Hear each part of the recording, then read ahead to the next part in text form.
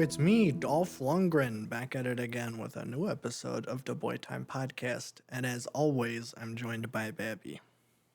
We have a fun and exciting episode planned. Not super special, not anything. I guess I just have to take back everything I just said because this isn't like a presents or something. We don't have a script or a specific topic. And in fact, the movies that I watched this week are vastly different. So, no theme, no connective tissue. This is just a good old classic Boy Time podcast. I was going to have a theme, and we'll get into that because I tried watching the second movie today and then I turned it off because I did not really like it, which I think many people are going to be surprised that I don't like it. But we'll just get started. I think we'll start with a documentary that I watched that I thought was kind of interesting. A documentary was called Electric Boogaloo, the wild untold story of Canon Films.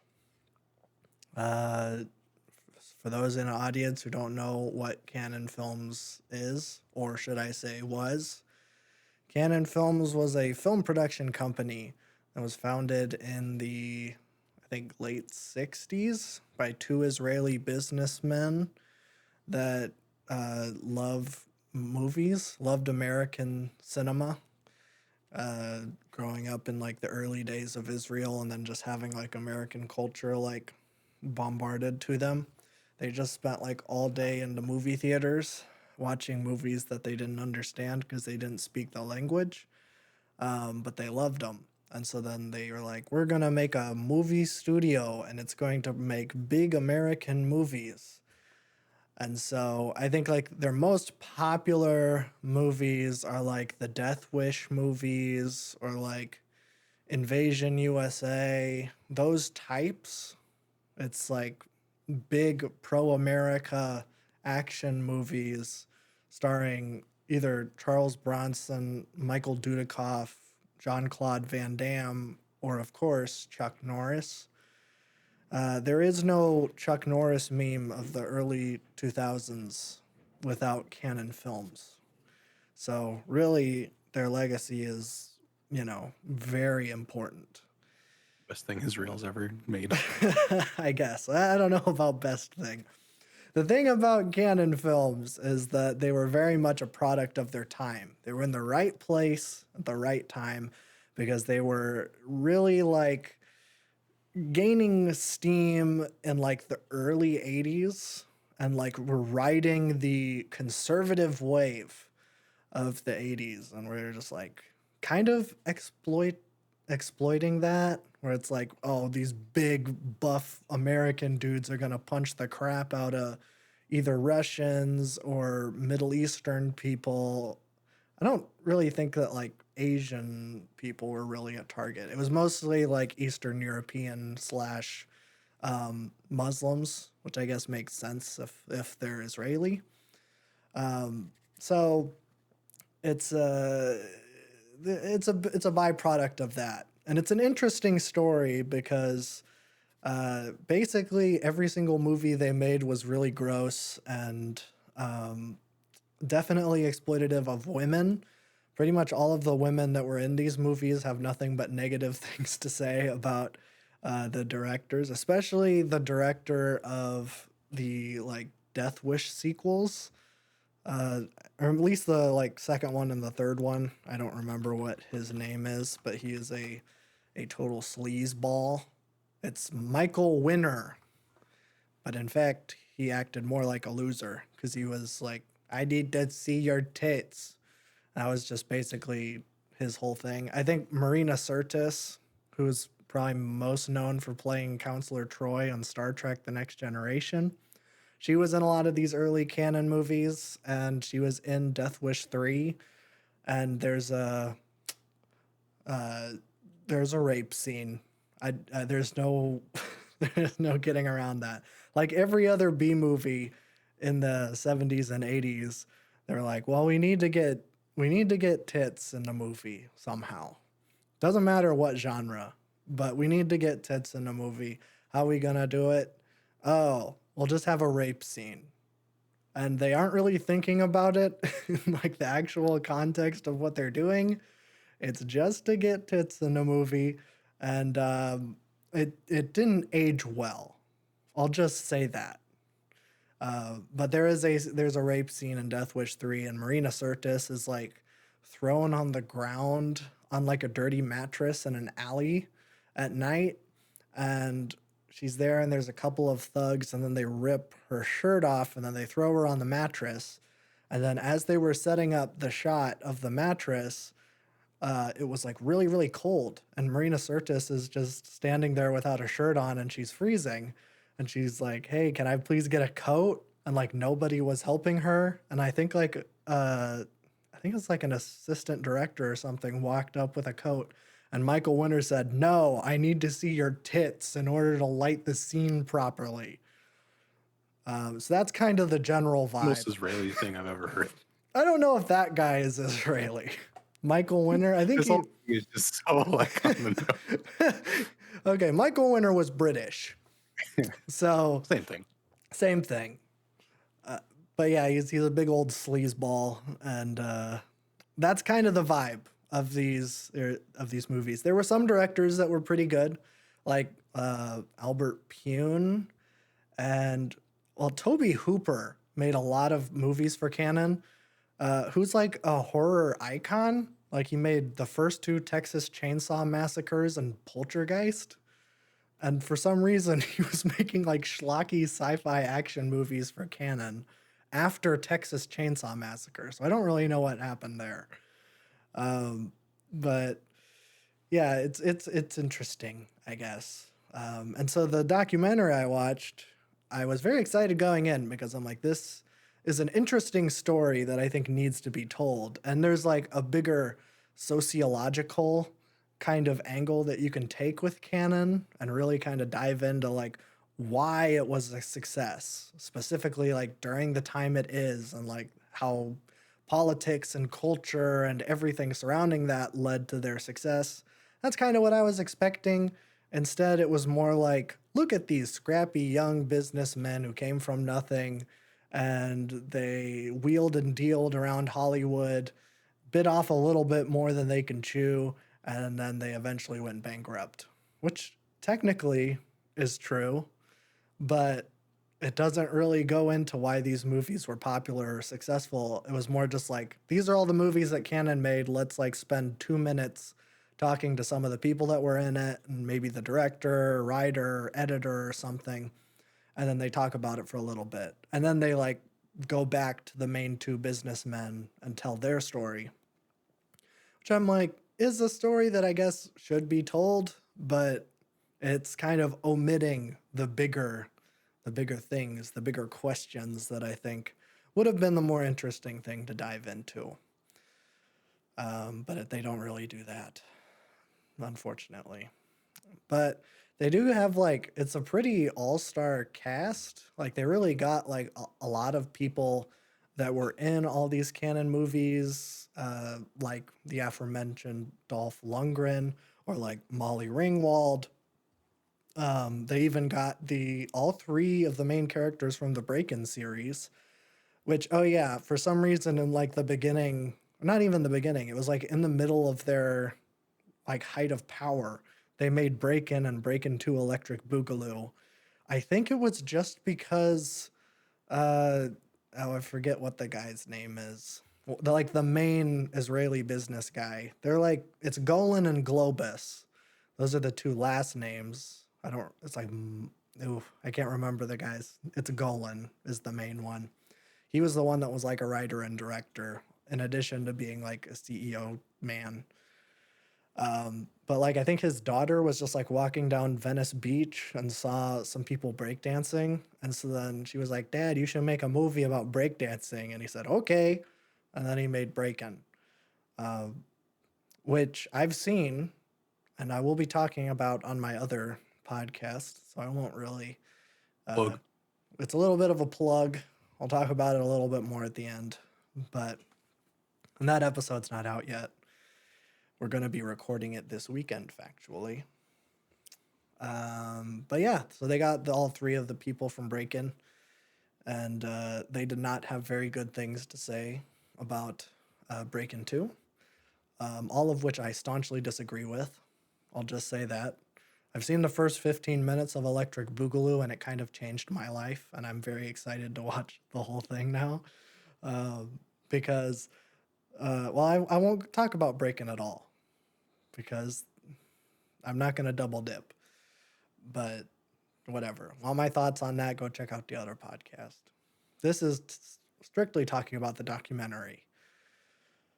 I just realized that the description has the guy's name. It's Menachem Golan and then Yoram Globus, which I feel like that's like those are the two most stereotypically Jewish/Israeli names I've ever heard. But it's fine. It's fine. But yeah, that's pretty much all the things I have to say about the documentary. But it is kind of interesting, like, I think it's kind of funny, like, why they fell, because I kind of mentioned that, like, they bit off more than they could chew and then went bankrupt. But, like, the two movies that, like, were their swan songs, or at least the last big ones that they made, they got the rights to Superman somehow, like the original Christopher Reeve, and they made Superman 4, but they did not have the budget of Warner Brothers or whoever made the original ones, so it looks really, really cheap. And they got like Christopher Reeve out of retirement to be in that movie, and it's terrible. And I think Christopher Reeve has like publicly bashed that movie a ton. And then the second movie that kind of did them in, they got the rights to He-Man, and the Masters of the Universe made the Masters of the Universe movie. But I think that movie came out in like the early 90s or something. And wait, let me see. Okay, 87. So late 80s, but He-Man was like an early 80s thing. Maybe even a late 70s thing. So it was like way past anybody talking about He-Man or Masters of the Universe. And I think the whole thing takes place in LA. I haven't seen it, but I think like He-Man starts off in He-Man World or whatever it's called, and then he gets teleported to downtown LA, like a fish out of water thing. So nobody really likes that movie either. So they took two big swings and absolutely fell on their face, uh, and then the two guys like broke up and they don't talk to each other. So that's kind of fun and cool. I don't even know if they're still alive. They might not be, but I'm not going to look it up because I don't care. I hate Menachem Golem. Oh, You can clip that. he's dead. It's fine. He's been dead for 10 years. He died in Oh, yeah. 2014. And then Yoram Globus. I don't see a death date, but I can't imagine that he's probably still alive. So I'm just going to go out on a limb and say that they're both dead. So rest in peace, I guess. Thank you for making Chuck Norris an international star, I guess. I don't know if I've ever seen a Chuck Norris film. Maybe I should start with Invasion USA, because that's the one that they drove a car through a mall to stop. That sounds fun. Yeah, I forgot what the story is. I think that there was just like a mall that was going to get remodeled and they were going to demo it all. So instead, they're just like, hey, the Canon people, why don't you come in and destroy this mall with a big old Jeep while a bunch of people with towels on their heads pretend to be terrorists? And then Chuck Norris will shoot them all. And that just sounds like a fun time. So I wouldn't mind, you know, being a Blue Lives Matter advocate for about an hour and a half. Mm-hmm. That's probably the only way I'd be able to enjoy that movie, is to just give in. Just gotta let the Americanism creep back in. Yeah. the culture that was burned into my subconscious as a young child. Exactly. It's gonna be great. I don't know when I'm gonna watch that film. Maybe never, and that would be okay, I think.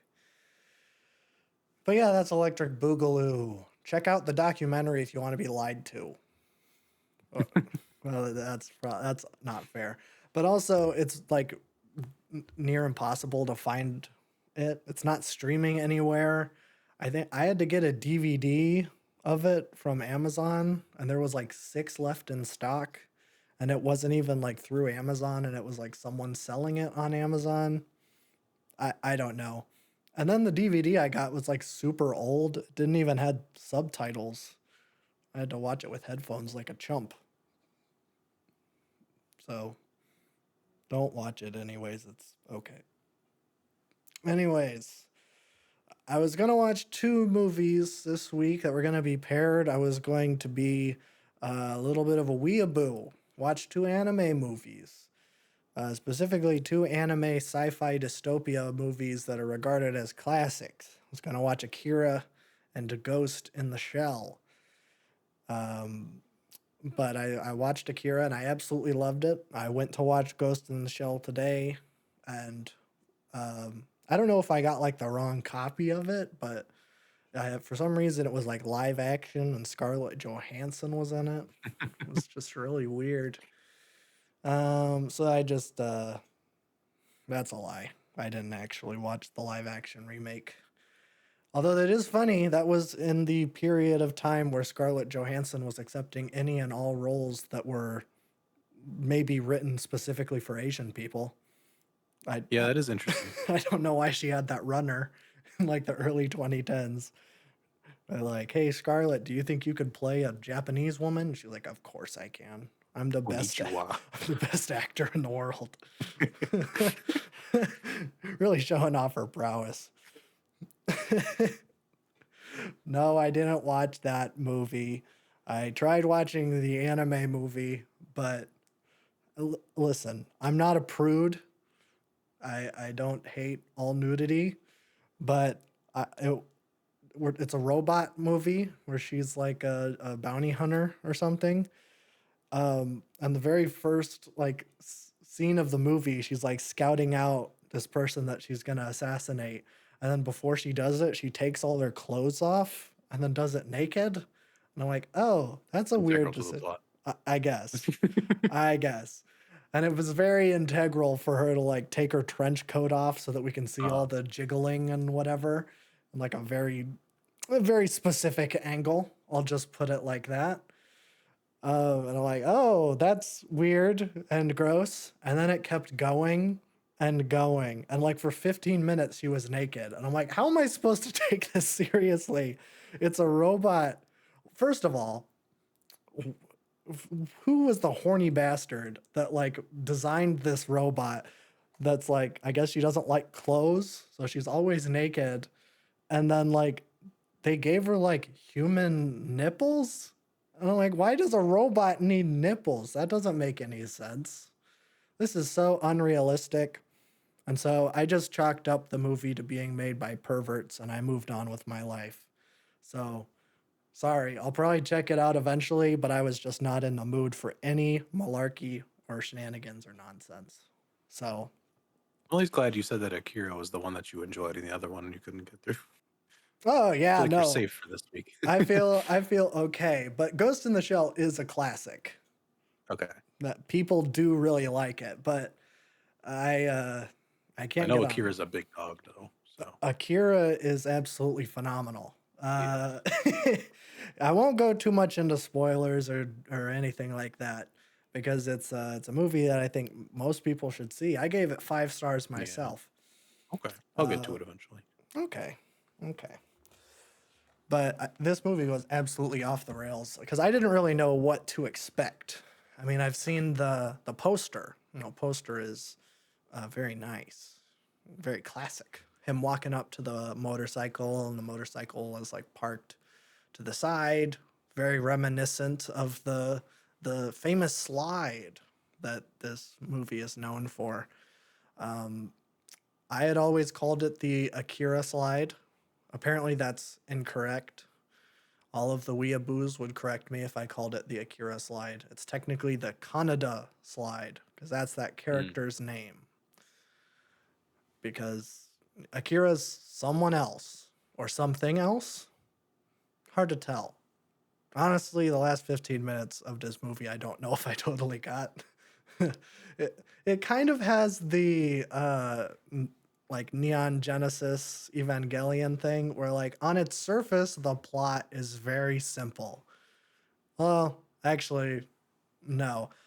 Both of those are pretty like weird and convoluted, but on the surface it's like, okay, Akira, sci-fi dystopia biker gang. Check. Neon Genesis, okay, big robot needs to stop the big aliens that are trying to destroy Earth. Okay, got it.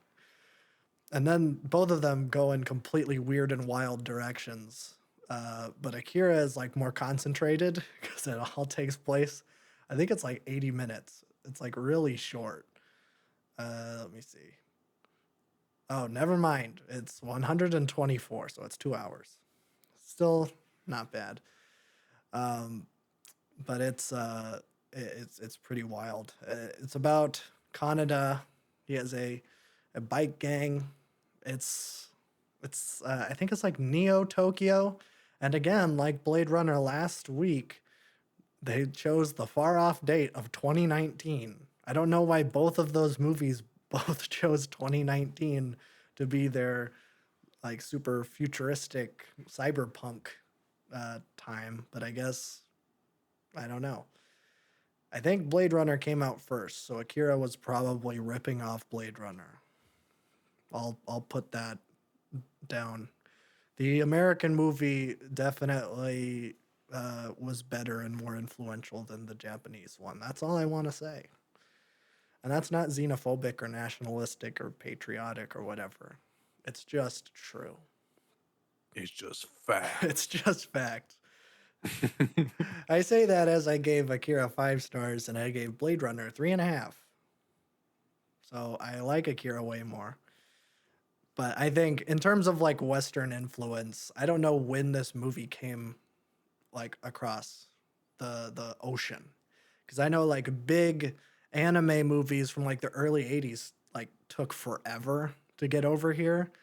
Like Lupin the Third, the Castle of Cagliostro, which I think is Hayao Miyazaki's first movie, like didn't get subs or dubs until like the early 2000s or maybe the late 2000s. And that movie came out in the early 80s. So I don't know when this like came over, probably later than it should have, but also it came out in the late 80s. I don't know. I don't know the history of it, but there's just a biker gang and they get into tussles with other biker gangs. And also, there's little wrinkled up children that can see the future. And they're trying to find Akira, who may or may not be responsible for World War III that wiped out most people on Earth. For some reason, I think Tokyo got nuked and they were somehow able to rebuild the entire city and then some in 30 years. Again, to everybody who's making a sci-fi dystopia, give yourself more leeway because it's so unrealistic that they would be able to build a giant cyberpunk city in 30 years. As they say, Rome wasn't built in a day. So, give your Unless you're China post 1949, don't well, do it. yes. That took like 50 years though. Yeah, But still. China didn't become a giant cyberpunk thing with flying hover bikes and stuff in 50 years. So you couldn't even do it in 50. Don't try to do it in 30. That's about as fast as you can go, so don't even try it. Right. Right. But I guess Tokyo is built different. The Sunshine Land Small. reigns supreme. Yeah, yeah. I don't ask. It doesn't really make sense if you think about it, but it's fine. Don't pay attention. But for some reason, when like this movie starts, like the first shot is like a nuclear blast, or what we think is a nuclear blast hitting Tokyo, and the whole time I'm like, This doesn't really, that doesn't look like a nuclear bomb because it's just like a big orb that gets bigger. I'm like, I don't think that's how that works. And for some reason, that was really tripping me up because I hate fun and always find stupid things to latch onto. And I'm like, don't nuclear blast. They usually go up and out. It isn't. It isn't like one big circle. But I guess I don't know. Um, maybe that was just like the Las Vegas sphere. Maybe that's how that got started. It did kind of look like the Las Vegas sphere because it was just a big orb. So maybe that's where they got the idea for the sphere. Why did they make a giant sphere in the middle of a desert? That's what I want to know. Can you I don't fill know. me in on this? No idea. You know Marketing. more about business than I do. No, I don't. You're a businessman. That's what people call you. Yep. You're the business I love guy. business. All about crunching them numbers. Yeah. You're the business guy, and I'm more the artsy creative type. Exactly. I don't know. Yes. I guess Vegas wasn't shiny and over the top enough. They need a giant globe so advertisers can pay millions of dollars to be on a globe. And then Coldplay can have a residency inside the globe or something. I don't know. That would be sick. Why don't they give like good people residencies in Vegas? I don't know. That's It's interesting. it is. Every once in a while you get a good one, but usually it's like, yeah, U2, Yeah. Coldplay. It's like everybody that's like way past their prime does Yeah. a Vegas residency. I mean, Bruno Mars has a residency there because he has a gambling addiction, but that's different. That's true. And I guess when Anderson .Paak was there, that's a good person that was, Yeah. a good artist Although that with was there. Silk Sonic, they have like 8 songs. So I don't know what they did for their whole residency. Played those 8 songs over and over and over again. I Maybe played guess some Rick James songs. potentially. They probably just like played old songs, if I had to guess. Yeah. Just 70s stuff. But they weren't at the Sphere, were they? I don't think so. No, I think they just had a regular like I don't know. I don't think it was House of Blues, but Oh, something. they were in the New York casino. That would be so sick. Anyways, Akira is a good film. Uh, I don't really want to talk too much about the plot or anything because I don't really want to give anything away because I didn't know anything about it and there's so many twists and turns that I did not see coming. Um, and I don't know if it's possible to see any of these coming. They're like stuff that I don't know how anyone thought of them. That's like that. Kind of like the end of Evangelion. I feel like there's a lot of parallels between Akira and Evangelion, which is probably why our good friend Grant, who's a huge Evangelion fan, is a huge fan of Akira as well. That would be my guess. I am not a huge fan of Evangelion, and I really liked Akira, obviously. So watch it, and I don't know. I don't really know how to review something without like going through the details. It kind of gets difficult. What did it feel like? What did it feel like? It felt well, it's pretty G-dang grimy. I'll tell you that. It starts off and it's like a awesome like motorcycle chase action scene and it's pretty sick. Like people get thrown off of their motorcycles and then like there's a shot where someone gets thrown off and then like as he's falling onto the street another motorcycle runs his arm off and I'm like, "Oh, that's awesome." That's pretty sick. Cuz I didn't really expect this movie to get super graphic and it doesn't really like there's not a whole lot of gore or some well, okay, until the end, which I won't go into. But yeah, there's not a lot of nudity, and the one little bit of nudity was in it. I was like the whole time leading up to it because it was just like I was talking about with Canon. It's like a rape scene, and they like rip the shirt off, and I'm like, no, stop! Don't do that! Don't do it! I know why you're doing this. Don't do it. But then they did it, and I was very sad. But it actually has like more of a significance because it's like a character's girlfriend was essentially like assaulted in front of him and he like felt powerless and couldn't do anything about it.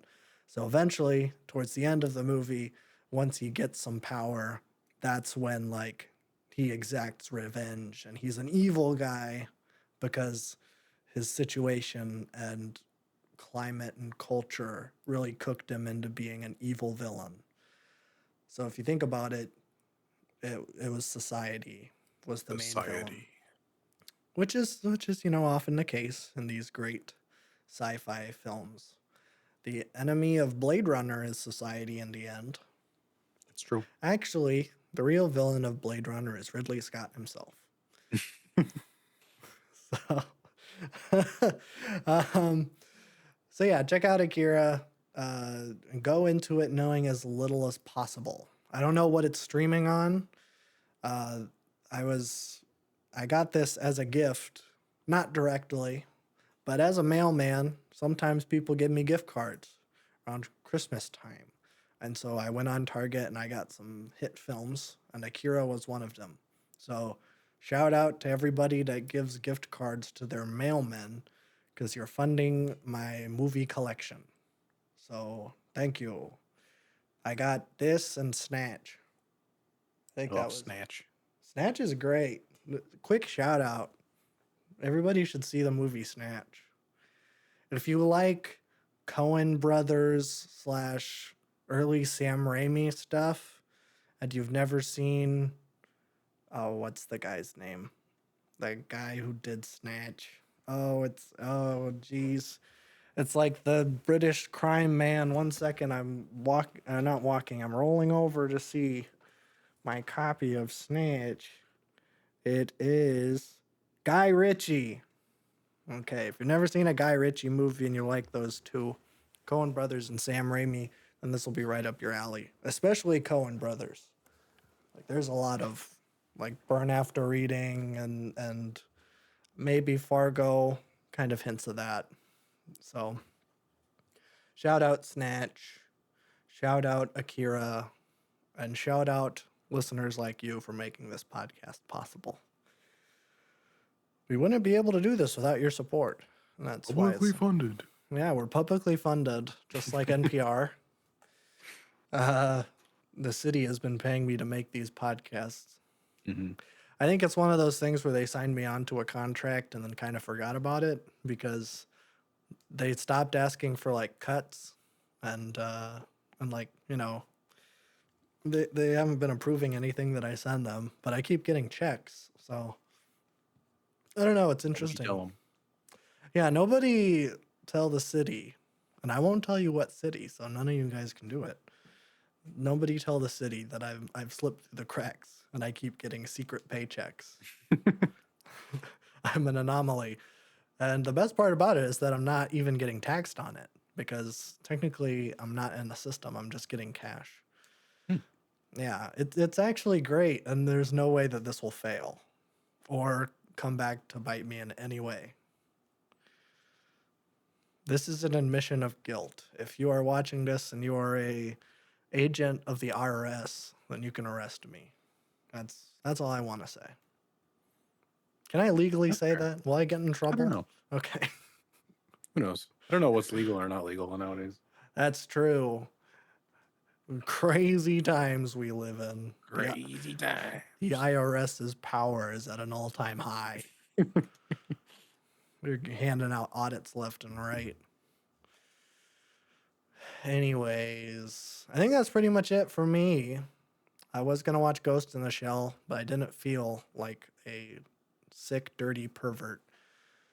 Maybe one day I will become depraved enough where I will watch that. But I have so much deep rooted religious trauma that it's hard for me to really watch that really dirty and lewd stuff without having this really severe remorse and guilt, shame. Even though nobody's watching me, it feels like Jesus Christ himself is watching me, and it makes me feel bad knowing that he's sitting right next to me True. in my heart. Watching me watch a robot lady blow someone's head off with her titties flapping in the wind. Which I don't think happens. So It did happen in that movie in the first 5 interesting. minutes. Yeah, that's not. I think that's accurate. well, I don't know if that's what they were going for. I think it was just like, we need to make a movie for teenage boys. So Yeah. let's give them naked girls and then like someone's head getting exploded. Which granted, I did like the head explosion. And I guess I like the nudity too. I just didn't want to watch a whole movie of it, you know? Just like, ah, Yeah. geez, she's gonna be naked the whole time. It's kind of like the hit film Wizards, the Ralph Bakshi movie. Another man who likes to insert nudity in pretty much everything he ever does. But in that movie, it's like a early or late 70s traditional animated movie. Ralph Bakshi was like a weird sex pervert from Brooklyn. And it's like, this is a fantasy movie, but the bad guy's like a Nazi. Like literally. I think it's like he finds old reels of Nazi speeches. And then the main character like teams up with an old wizard and then like a fairy princess. And then the fairy princess is wearing like a sheer white dress the entire time, whose like nipples are always poking through. And I'm like, Ralph, it's animated. You don't have to have like nipples poking through. That was a deliberate decision that you made every single step of the way. Every I don't cell you understand. It's animated. integral to the plot. It didn't feel integral to the plot. It just felt really distracting. Like, I'm trying to get engrossed in this film about a Nazi lizard man who's trying to take over fantasy It's world. very serious. It's very serious. The lizard man is playing Hitler speeches to hordes of skeleton people. And then it cuts back to our main heroes, and there's just a girl who's just like bouncing and jiggling with nipples through her shirt. And I'm like, what is this movie, Ralph? That's what Ghost in the Shell felt like to me. So maybe I should watch the Scarlett Johansson version because I think that one's rated PG-13 and it would appeal There you more go. to my Puritan sensibilities. Hmm. Anyways, I'm going to toss it on over to Babby for his segment of the show. Music. Great. We're gonna start with TV actually. Oh, okay. Um, just an update on what I've been doing. I've been Oh, going hard this year, actually. really? Maybe it's because like everything outside of the little TV box or anything is just terror. So kind of Oh, just gotta like, you know, tuck your way in. yeah. But I am caught up on Severance now Oh, yeah. because Because it, season two just dropped. It's a weekly drop, which is great. So I'm yeah. caught up. Um, yeah, the show is phenomenal. I highly recommend it. Um, yeah, it's one I've been wanting to watch for a while. We got free Apple TV when we upgraded our phones because they're like, get Aha. 3 months on us. I'm like, okay. Um, so ran through it. The first season's like 9 episodes. Very easy to get into. Um, it's really lives up to the hype of all the people telling me to watch it. Um, which is weird because a lot of people at work told me to watch it, and the whole thing is like a criticism of corporatism Yeah. in every single aspect of it, which I thought was interesting, coming from all the recommendations I got strictly from my office. Yeah. Um, but it's really phenomenal. It has the vibe of a mix of like the Stanley Parable and like some crazy sci-fi thing. Oh. It's very interesting. Is there The vibe of it narration? is just great. No, but everything feels like you're in the Stanley Parable. Oh, Like okay. endless hallways and just like this weird liminal vibe to the whole thing. Um, I don't know. The set dressing and everything, it's like it has these like it's in America and it's American, but you don't really know what time period it is. Mm. Everybody's house feels kind of Scandinavian, but like the office place is like 80s like Soviet embassy building. There's like Oh. just a whole like weird mix of things. And everybody drives like 80s like Volkswagen Polos and Volvos and it's very interesting. Hmm. Um but I don't know. Everything about the show is just pretty phenomenal. Its politics are fantastic. It conveys its message so clearly, in like not a beat it over the head way, but in like a genuinely fantastic. You're engrossed in the sci-fi narrative, but you're also like really picking up on the things it's trying to say without it being like too overbearing. Mm. Um, so it's pretty phenomenal. I'm excited to get through the rest of season two as it comes out. I would like to see them end it in season two or maybe even a season three, but I don't know Mm. if I want them to go farther than that. I think this is a show where you keep it to like 20 episodes and I'll be very happy. But Yeah, I don't know Yeah, what the plans are for that show. I'm not sure either. It feels like it should be a shorter thing on the shorter side. I think it will get drug out Maybe. too much if it's even like a past the third season. I I don't don't know. I'm a know. fan of TV shows ending earlier rather than later Oh, in general. absolutely. Yeah. Yeah, I know Apple, they tend to like let their creators do that. Like Ted Lasso was in Yeah, like the peak of its relevance when Jason Sudeikis was just like, I want to be done with it, so it's done. that's I'm like, good. I like that. Hmm. That's the way it should be. Yeah, because it always is like I'll look back on a series and be like, this season didn't need to happen. Like that doc's bones. I want something that just kind of ends and wraps up in a nice bow. Right. Um, but yeah, I don't know. They seem like they're expanding quite a bit in season two, so I'm interested to see where it goes. It feels like a really great natural progression so far, though. So I will say all the cliffhangers they do, it must have been miserable to be someone who watched the show when it first came out and had to have waited the year and a half or 2 years or whatever it was Oh, since the first yeah. season. Yeah, that would be a rough situation to be in. So yeah, I don't know. I like their viral marketing campaign thingy too that they were doing. I like actual environmental marketing like that. So What were they I think doing? they set the office space in like a glass box and like I don't know if it was like uh somewhere in New York at like the big train station or whatever. Oh, yeah, yeah. But they kind of like environmental marketing. I tried not to look at it because I hadn't finished season one yet, so I'm Oh. like, don't spoil anything for me. But yeah, it's fantastic. So shout out that show. We might do a feature on it eventually one day. I'll watch it I eventually. think you'd enjoy it. Yeah. I probably would. I like Since we're in the sci-fi vibe of stuff. sci-fi already, I think it's a very good grounded sci-fi experience. Yeah, that's true. We have been on that wave. Hmm. Blade Runner 2049 coming soon.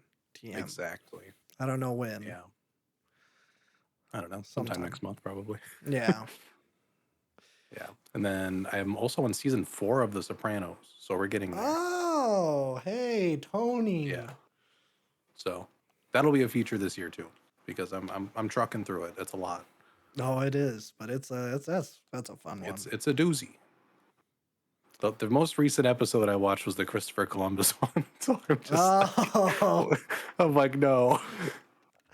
yeah, that one was I was of just the halfway through that time. episode. I'm like, why did they do this? I don't know. It It's so w- funny because I'm Italian and Native American, so that clash was just it was uh, entertaining to me. I forgot about that episode. Yeah, Yeah, yeah. it's not great. I knew what they were going for, and I know that like I don't think their personal feelings entered into the No, show. I no. think it was an interesting episode.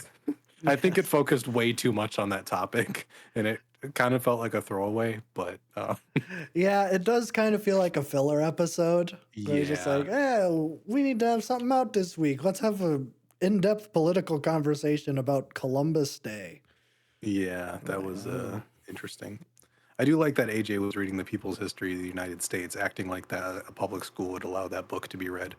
That was that was a highlight. that's true. Especially in Bush era. Yeah, exactly. To be fair though, they just had him open the book like he was on the first page. And like you couldn't have had him open it like near the middle. Nope.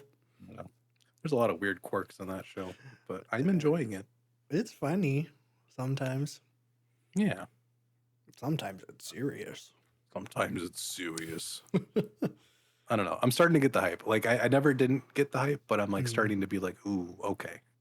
yeah. Yeah, I'm very interested.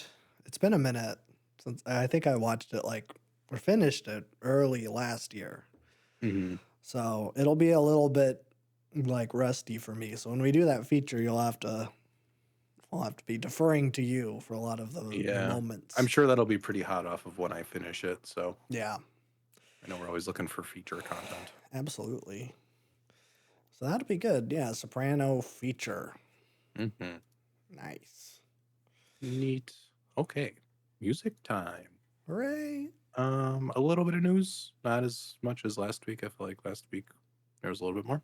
Yeah. Um, But Black Country New Road is back. Oh. They've been doing some little kind of like tiny teasers on the YouTube channel for the past couple of weeks, and they have a new single releasing next week, which sounds great. They have a freaking harpsichord going crazy in the little teaser, so that's exciting. Hmm. Um, I think they posted like a little teaser thing, and they had like a date of like four or something. So Oh. it's hard to because they're British, so I don't Right. know what they're using for their time or their like dates. So it could be I don't know. It could be April. I think it's April. Um, so we're getting a new album this year. That's all I know. Uh, but I'm very excited because this will be the first official new album with the new lineup. All Since right. the last one was a live album, which was all new material, but I don't think they're planning on releasing that as a project. I think this is a completely different thing, which is Hmm. cool. Um, which respect, I enjoy having a live album just be that live material because that was just kind of the stuff when they were like noodling around as a new lineup with new vocalists and stuff. Mm. And it is still really great, but it doesn't live up to the other two. So I'm hoping there's a more fleshed out vision and direction with this new album. But I'm at least glad they're still making music together after the whole like after Ants from Up There and the disbanding of the main member, and now like fast forwarding now, Black Midi is gone. Like this Yeah. windmill scene is I think Squid is kind of carrying it at this point now. I think they're the only ones that have one of the big ones that are like making waves. I think there's a whole bunch of tiny bands doing that, but I don't think anybody's reached the height of the two Black Midi, Black Country New Road groups from Oh. the grand times of 2021 and 2022. But I'm excited. I heard a lot of good stuff on that live album. I think they have some interesting ways to go vocally. So yeah, definitely will be interested in that. Um, Other news, we got a little Kendrick Super Bowl teaser, halftime show Oh, teaser today. nice. They announced that SZA will be joining him for it.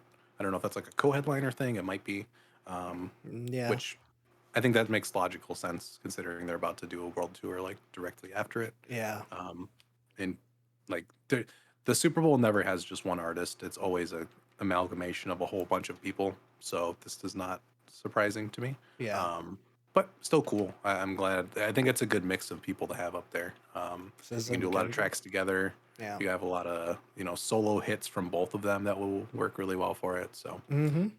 I'm excited. It'll be a good It show. should be good. Yeah. So that's coming.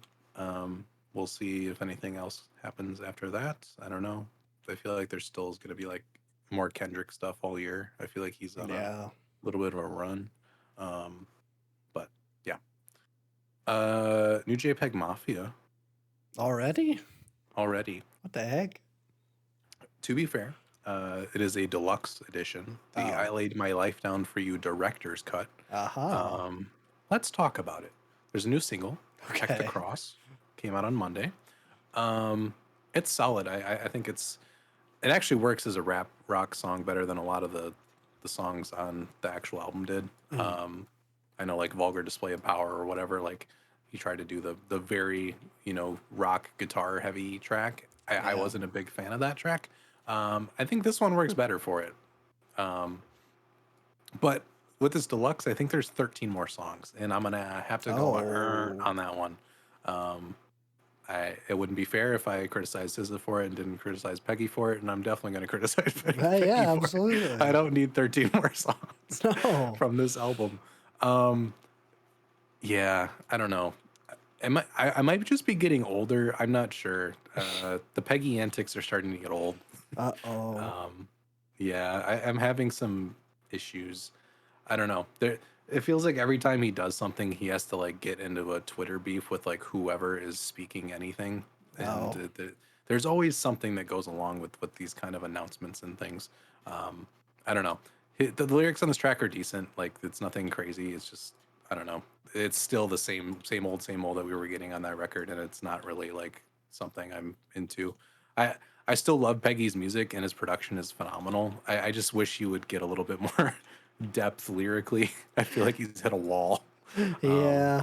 and I know I feel that way. I know a couple of like It's me and like the older Peggy fans that Mm, like came around Veteran that are having issues with this. Everybody else seems to be like not caring about it, which I guess makes mm, sense. But I think just the portrayal of who Peggy was like years and years ago is so completely different than now. Um, Now it just seems, I don't know. He's like the male SZA in this quality, where he's just like always on somebody, and it yeah, never stops. Um, it's just not a fun thing to kind of like have to get into every time. Like, I usually don't try not to check his social media, but that's where he announces all these things. But I don't know. He's just been having weird spats with everybody again, and just this weird cycle of pegginess where he has to always be on somebody. And then I don't know. The lyrics of the new song are kind of a nothing for me. They're okay, mm, but again, it's like this weird jumbled up left sort of leaning political jargon, but doesn't really mean anything in the face of anything, and just is kind of a dud compared to a lot of the other stuff he usually talks about. Um, but I'm interested to see how this deluxe turns out. I think it comes out next Friday. I don't know. We're not going to do anything on the channel for it. no, I'm sick of the long deluxes. I don't know. I think what he did with LP is perfect because that album was released in full offline because of sampling issues, and then that eventually turned into like we got it all on Spotify. That's yeah, different. Like you put your full vision out there without sacrificing the quality because you couldn't get sample clearances. I'm chill with that, and honestly, it's a better experience for me because I can just purchase the music directly, get higher quality files, and I don't have to worry about any of that crap. Um, this is a little different. I don't know. I don't like the. It feels like the Kanye model, and it's not just because of like the released unfinished album. It's like release an album and then release another album on top of your album. I don't like it. It muddies the waters. It feels like everything has to be dated. So like the album is in this mm, version and all this stuff. I don't like it. yeah, A deluxe should be like I would say five more songs max. And if you do the five songs, I would like there to be like a different version of one of the songs or an acoustic or something different and not just like five new tracks because that's not the point of a deluxe. right. So yeah, I don't know. We'll see. I think I might just be outgrowing Peggy a little bit. It's an interesting phenomena for me to kind of like feel. Um, Mm, but it could just be this kind of era that he's in. This record is very purposely bombastic and uh, aggressive, I would say. Um, but I don't know. He's never been able to take any criticism at all, and I think that's a big part of it too. Is like he seems very, very, very insecure at all times when he has to open his mouth about pretty much anything. When yes. it comes to like music criticism, him getting like slapped around by Freddie Gibbs because like he's always trying to beef with him, and then Freddie's just like completely unfazed, and it just makes him more mad. It's a I don't like Why is getting he into all this trying to stuff beef with Freddie because Gibbs? he thinks like Freddie Gibbs is a fake gangster or whatever, and then they like got into some feud about I think Peggy was working with Kanye and Freddie didn't want that to happen. I I don't didn't know. want There's a that to whole happen either. thing with that. I don't either. Yeah, I think him working with Kanye was like the beginning of the end for me, with like Yeah, taking yeah. Peggy's music at a deeper level. But I hope I'm proved. I'm proven wrong. I think he's still got a lot of creative juice left in him because like on the production side he's still killing it and on top of his game. I just wish he would have a little bit more of the back half of that record, more reflective, newer subject matter besides the everybody's against me and just bitterness constantly. Um, it's just weird. I don't like it. It's kind of cringy at the end of the day. Yeah. Yeah. So but yeah, we'll see what happens with that. I'll talk about that record when it comes out in a couple of weeks. I'm assuming there's no release date on here. I thought he said next Friday, but maybe that was changed or something. But yeah, I think that's all the singles and news. We do have two albums to talk about today. Okay. Um, One I gave in on a little bit, but I think I'm glad I did because I don't know how well it would have worked on the channel. Um, Okay. I listened to Hannah Stretton's Soon, which was something I put on my list a while back last year. Um, she is a folk artist. I don't think she's signed to Phil Alvarum's label. I think Phil heard it and he's like, "This is amazing. Can I please release this on my label so you can sell vinyl records and make profit off of this?" Oh. Because she's a pretty small artist. I think this is her first album. Yeah, she has one EP and like two singles, and then this is the only album she has. So it was released in 2023, and then Phil's label repressed it and re-released it in 2024 with a vinyl edition. Um, and it is really freaking good. Um, the reason it wouldn't work for the channel probably is that like it is very like ambient folk, where a Oh, lot of the songs kind of blend together, and it's more of a, I don't want to say sound collage type thing, but it is more of a relaxing, not like reactable listen in that way. Not yeah. quite as unreactable as like a drone album or something, but it's like kind of akin to that. Um, but it is really fantastic. The atmosphere is incredible. It is just a super warm, comforting, kind of pretty lo-fi sound. It's more. It has like a field recording quality in the way that it's recorded. The mic is kind of picking up like floorboards and like animals in the background and wind and all these like great things. You just get like a fantastic atmosphere built off of it. Um, she kind of reminds me of like you take like Adrian Lenker's vocals, mix it with like Sling's comforting production, but like make it Mhm. more sparse and a bit more airy. And Oh, that's kind of what you get, and it's really really fun to listen to.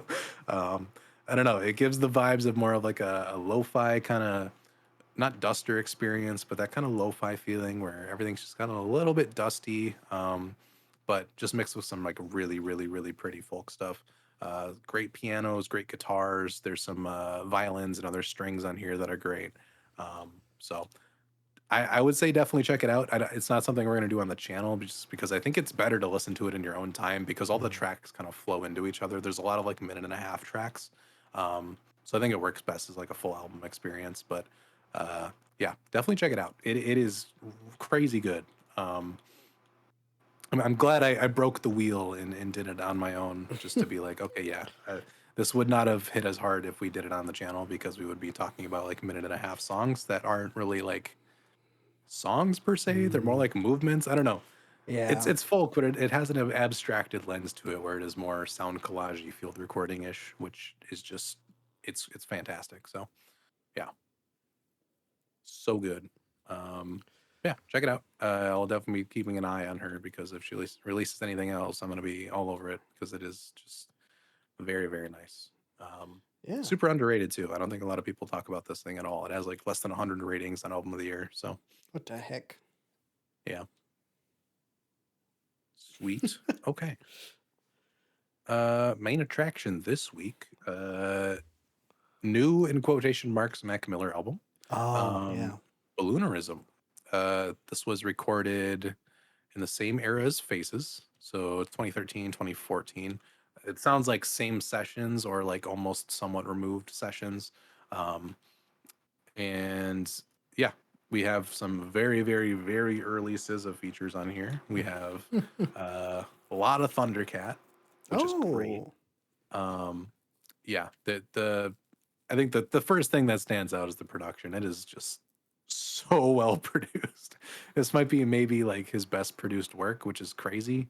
Um, I mean, swimming and stuff is produced really well. I think Faces definitely has more of a mixtape quality in the production. This says like fully fledged, feels like big budget, like expansive production.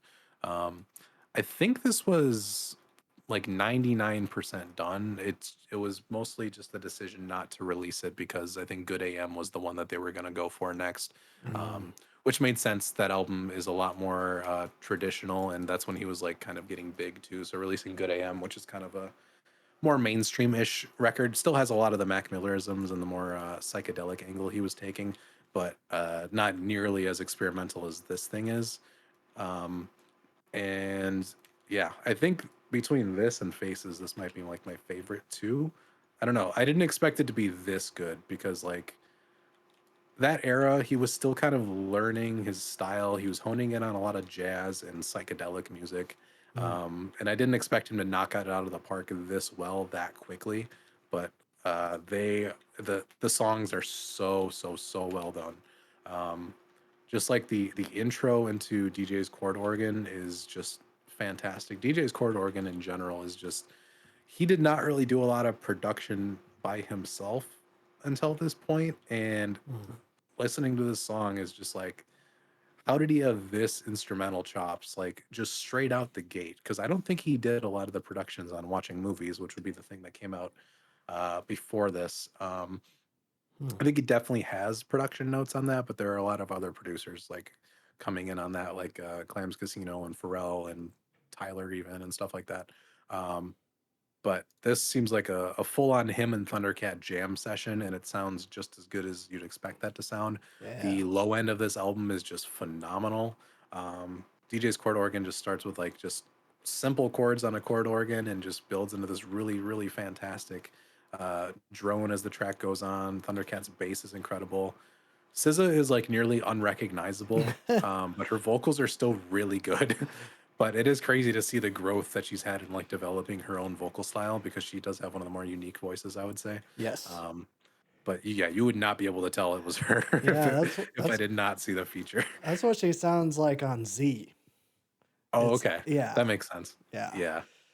It was yeah, because you were playing it. I think we were getting like ready to record the last Mhm. video, and then you played it, and I'm like, oh, this sounds straight out of Z. That's so weird Yeah, to hear that. it is. It sounds like a completely different person, but Yeah. it works so well. Yeah, that song is one of my favorites. It's I think they use that for some of the promotional materials, and when I heard that, I was like, "Ooh, I need to hear this song," because that is exactly my lane. I think I always turn more towards the atmospheric, kind of trippy, kind of loose type stuff. Swimming is fantastic, but it is a very I don't want to say dry. It's a dry jazz rap record where all everything is very in its place. The sonics are really great, but it does not have the booming bass of this record or the channel mixing and all these wild things that they're doing here. Um, yeah. Do you have a destination is probably the first like actual vocals he does on it because DJ's chord organ does not have him on it at all. So you have to wait kind of like 7 minutes to get his vocals. Um, his lyricism here is pretty good. He's definitely not fully developed into it like he would be on Faces and after that. But he's definitely finding his footing here. But I do think this record is like more focused on the sound than it is the lyrical content. The lyrical content is enhanced by the sound of it. Mm. Um, which again, like him doing this in 2013, 2014, he made this when he was 22, and it sounds so incredible. I don't understand how this got vaulted first off, and like, yeah, I'm just glad that like they handled this so well as it was coming out. I'm not sure. I never listened to the like, leaks of this, so I'm not sure like how many things are the same or different. I'd imagine everything is pretty much the same if I take like the Faces re-release in like 2 years ago. If I take that same kind of methodology, because that is nearly identical. They had to change very minor things for like sample clearances, but those were like movie quotes that they had to take out. Mm. Everything else was kind of where it needed to be. I think there was like one song where there was a sample cut short, which I think it was one of the best ones, but still, you kind of have to do what you have to do to get it onto streaming. So I'd like to imagine this thing is pretty much fully envisioned on what he was thinking. Um, yeah, it the jazz rap mixed with the really weird, strange, warbling psychedelics of it are really great. The lyrical content is really fantastic in terms of like him coming to grips of his like addiction and how he will not last very long if it keeps up like this. Blending these themes of like mortality and childhood together in like the same songs come out great. It's still insane how introspective he got at this early of an age. Like because Blue Slide Park was 2011. Um, so this is like a 3 year gap between Blue Slide Park and this. Blue Slide Park is mainly pop rap with like almost like frat elements to it. It's a very like stereotypical white guy from the 2000s trying to do rap music. And Uh-huh. then all of a sudden watching movies comes out and it's a completely different person. It's introspective and psychedelic and wild. And then you have this, which is like a full-on sonic like experience. It's insane how quickly he found his footing and just really took off with it. Um, but yeah, the track list is really solid. There's like I think transformations didn't really need to be on here. I'm sure it was there on the original, so they kept it. That's just like a delusional Thomas song, which is like an alter ego where he gets kind of loopy and crazy. Um, it's decent. It reminds me more of like the Faces drugged out tracks, which I don't know if it fits this album in that sense. Faces is like much harder to listen to than this in my opinion. This is Mm. like the mature version of that album where he really is like digging deep into these problems and really giving it the thought that it deserves. Faces is a hard listen because it navigates between like dire need of help in terms of addiction and like all like fully giving into that addiction on other songs. So it is like watching a drunk like really come to terms like with their alcoholism, but then Mm. on the next track fully deep dig into that as far as they can go. So it is painful. This one is like usually all the mature introspective stuff. There's a couple of lines in here where it's, you know, definitely digs back into that, but it's a different feeling. They feel like sister albums in the best way. Mm. But yeah, a couple of the songs in here are just phenomenal. I think "Funny Papers" is the one everybody is kind of talking about. Yeah, that song is just perfect. It is piano-led brilliance. The beat is so good. Kind of has a Kendrick storytelling flair to it, where it's like take an object, make three different verses from three different perspectives or three different areas. Mm. Kind of a classic Kendrick thing, and he does it really well. Piano on that track is phenomenal, and I love how he lets these instrumentals hang. Like, there's just so many great instrumental moments here that just give across the emotions so well. Um, the last song is difficult. That the hardest part of this album is definitely like the last two tracks. I think with his music too, I think it's like he kind of knew the path he was on, which is really tragic because on Swimming he seems to have kind of gone past that, and then it was just a little bit too late for that. I mean, it was an accidental overdose. Obviously, he got something laced, I believe, but still, it happened in a very unfortunate. Like, he was just getting around to really fixing himself and like truly making a change when it happened. Mm. So you hear like his kind of musings of that on here. I think "Funny Papers." He says like he didn't think anybody died on a Friday. He died on a Friday. Uh, Wow. "Tomorrow We'll Never Know" is just haunting. There's a the whole song is kind of an ambient outro to it. He has like a verse or two on it, but it mainly consists of a pretty sparse beat and a telephone ring like not being answered and going to voicemail constantly, which is just difficult. The it's a haunted track at this point. I'm glad the family released it because I think it does make sense in the context of this record and the severity of the things he was kind of thinking about during this period.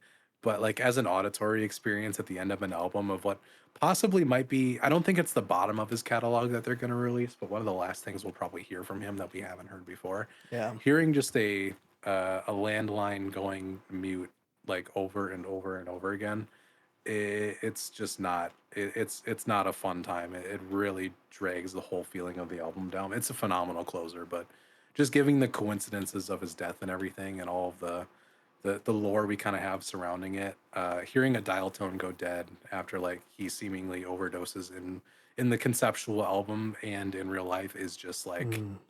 it's a very weird reach beyond the grave moment, which happens a lot on this record too. I think it happens on Faces quite a bit as well, especially Circles. I don't know how Circles got made either. That just seems like pure magic. Like you did not know all of these details. Um, Yeah. but yeah, it's a phenomenal record. I was not expecting to enjoy it nearly as much. I thought some of the tracks would be really fleshed out. I thought some of them would be kind of underbaked and not in a he didn't finish him way, but more in a finding his style within this lane way. But no, he feels confident and making stuff that nobody else has really been making. He's completely in a lane of his own when it comes to this stuff. So I think Balloonerism and Faces as a companion are like nearly perfect. Faces is probably still my favorite thing he's done. Um, but Balloonerism is definitely top three for me. I think you know, just personally, I love the production focused angle and the way he was messing with keys and bass and all of these different things while still learning to do production.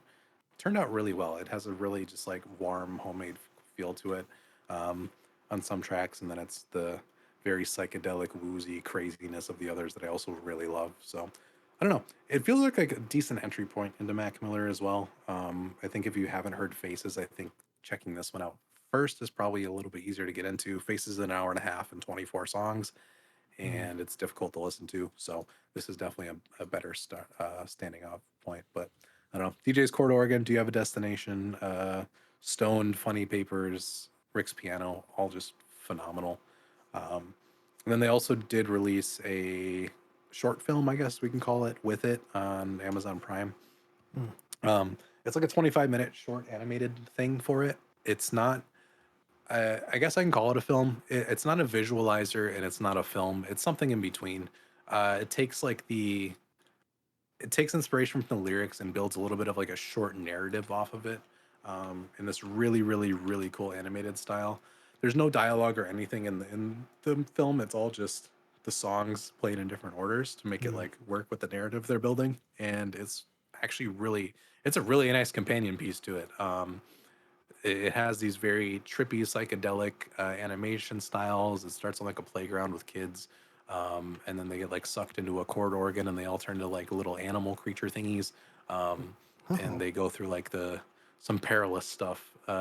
It's a really well done and cool thing. Like it's nothing crazy. There's no like, the storyline isn't like biting you or anything. It's just a little nice companion piece to go along with the music. a visualizer. Exactly. A step beyond a visualizer, which I do enjoy visualizers usually, but this is like a fully fleshed out version of that. It's not the whole Huh. album, but it takes about half the album in there.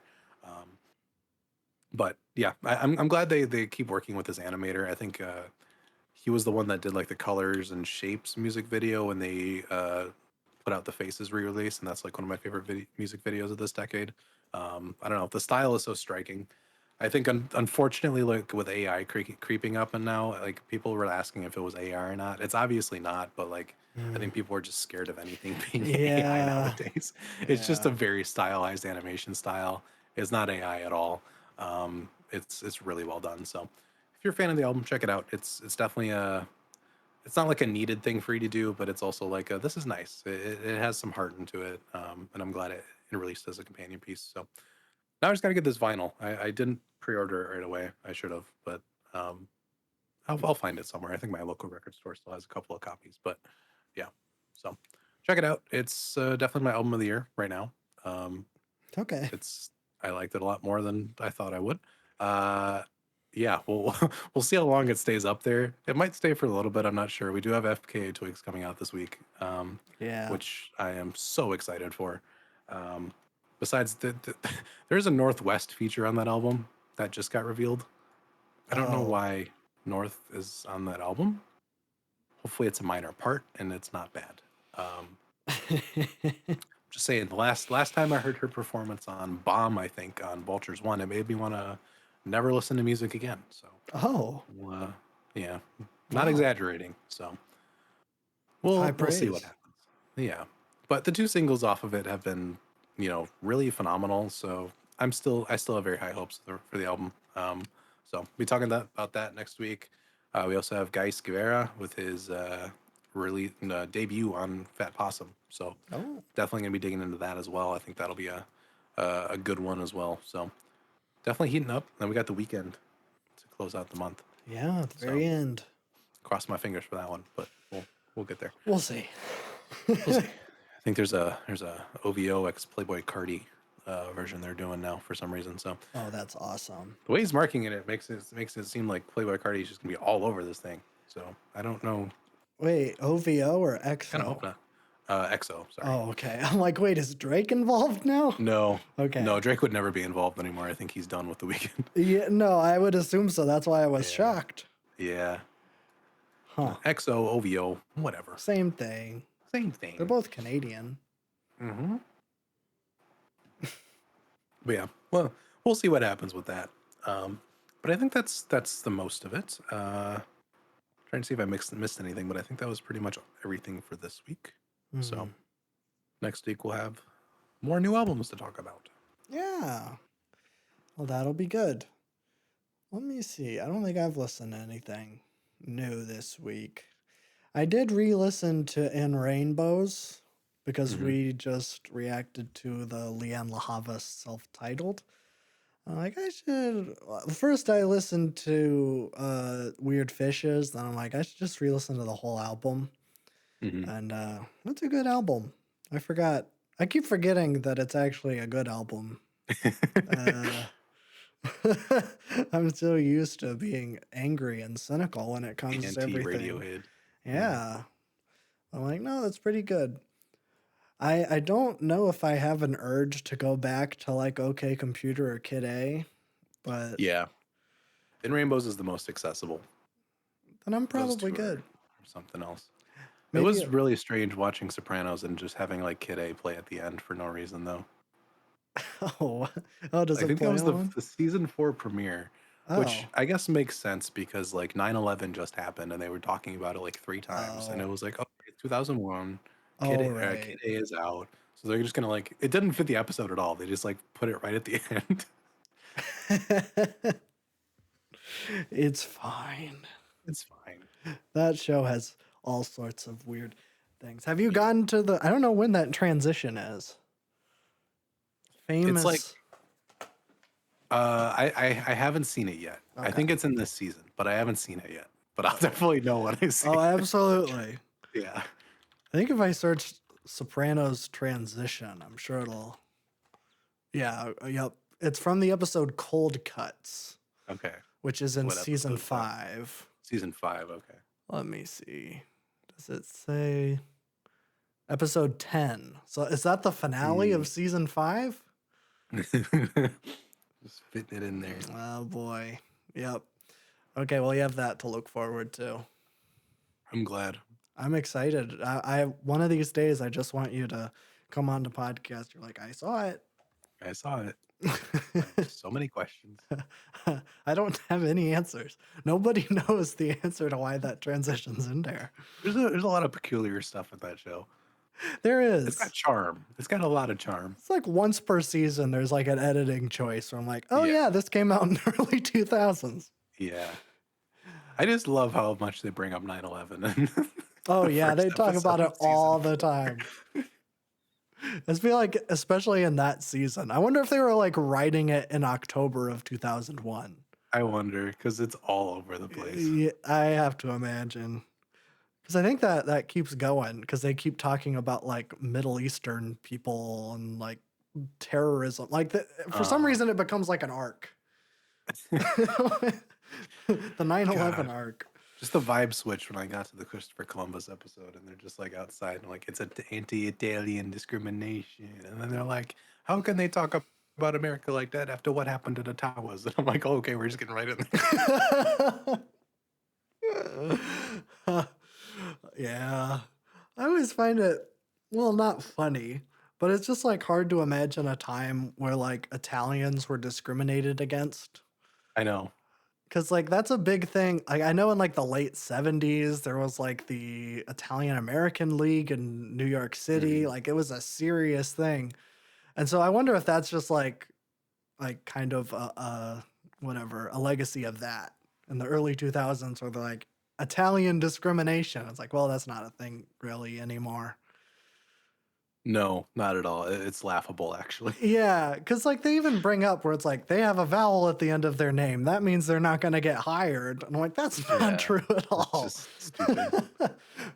Well, maybe it was a thing in the 2000s, but I kind of doubt it. I no, not at all. Yeah. Yeah, it's so stupid. It's funny though. I feel like it's intentional because like we're watching the worst people possible Oh, yeah. just like get so mad about it. Yeah. I Like mean, they're that's no really discriminating fun. against me. They think I'm in the mob. I am, but that's not the point. They think we're in the mafia. I'm so insulted.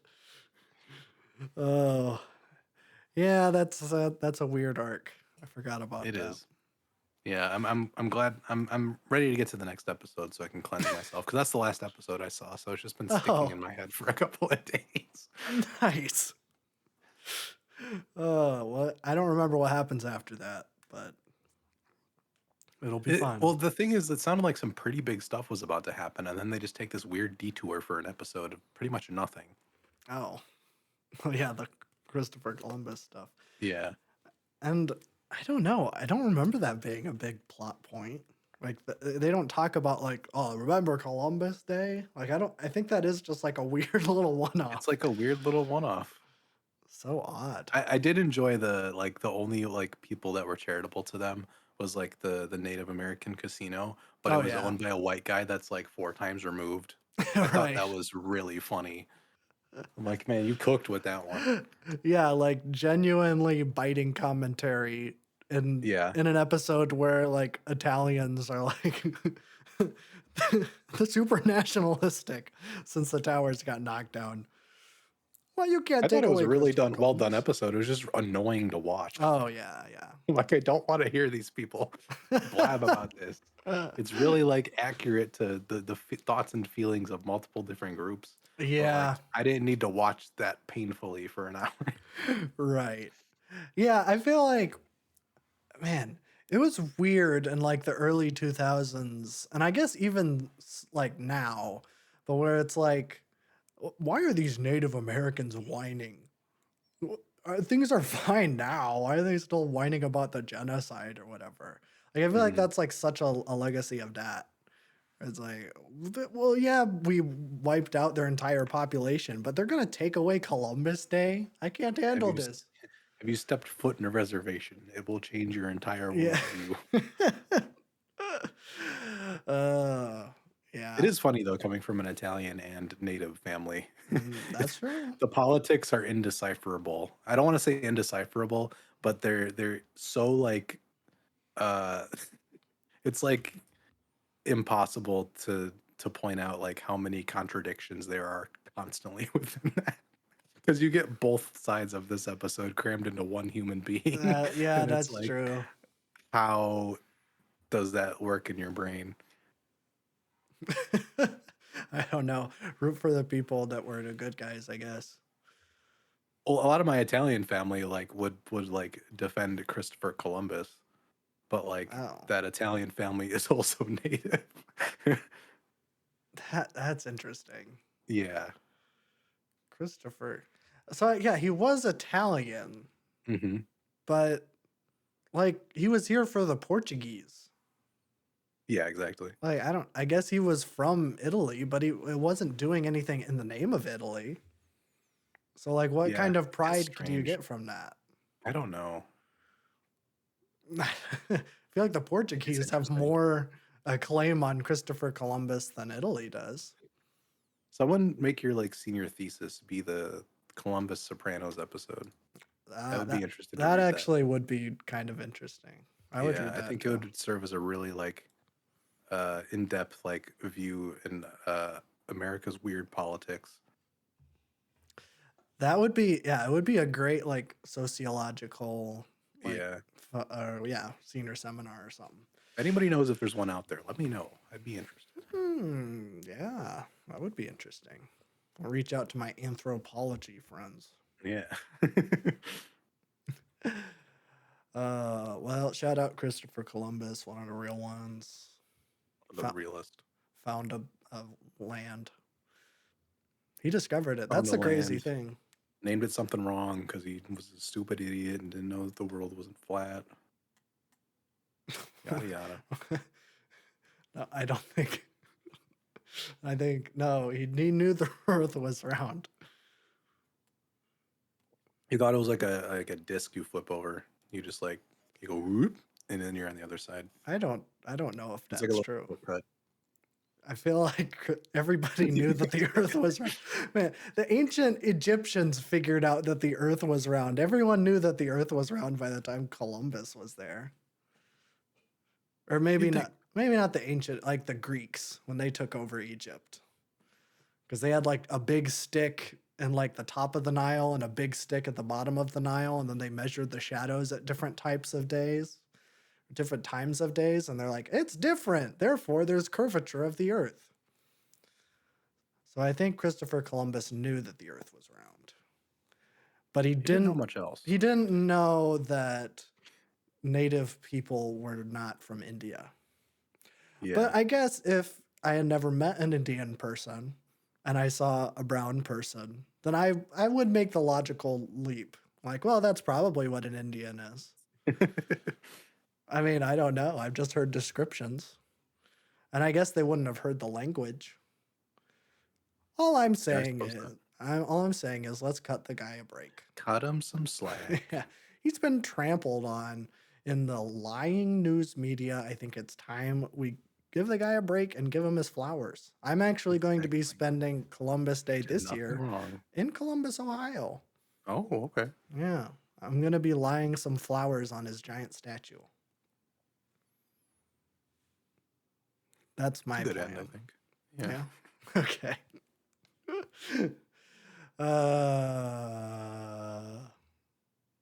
Okay, bye bye.